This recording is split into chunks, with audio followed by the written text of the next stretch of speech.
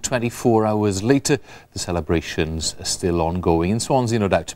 Anyone who was there will remember it for a long, long time to come. James Thomas certainly will. He was prime candidate for the freedom of the city after yesterday's match. 2 first-half penalties and a sublime third to complete his hat-trick.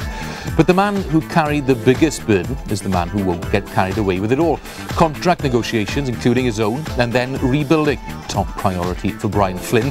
For now, though, it's pure relief. It had everything, you know, excitement, great football, passion, great goals, you know. Local boys come home. James Thomas scores a hat-trick, you know, on the last day of the season to keep us in the league. They were brave and bold, and that's what I want them to do. I just can't put it into words. It's unbelievable, you know. I haven't been able to sleep for the last few nights just thinking about it. You know, it means so much to the people of Swansea and the club, to the players, everything. You know, to win was good enough, but for me to get a hat-trick as well, I just can't put it into words. And absolutely brilliant. Obviously, a couple of nervy moments out there, and it's a roller coaster of emotions. But no, everybody is delighted. I'm pleased for obviously all the players, the staff, and mainly the supporters who have really stuck with us, especially these last couple of months. And what about that support today? It was amazing, wasn't it? Yeah, fantastic. I mean, it does get very emotional. I'm just delighted that you know, we had a little bit of a cushion at the end there. But he came in to do a job and he's done it. You've stayed up this season. You must be delighted. Yeah, we've done it. I mean, you can tell by all the lads we're delighted.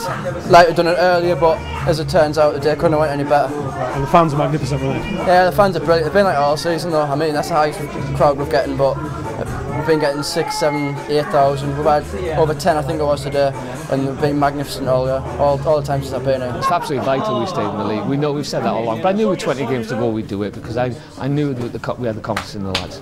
Yeah, and how was this round playing amongst it's a fantastic feeling. We've got to use this as a catalyst for next season. Congratulations, Bryan. Fantastic. Well done, Bryan.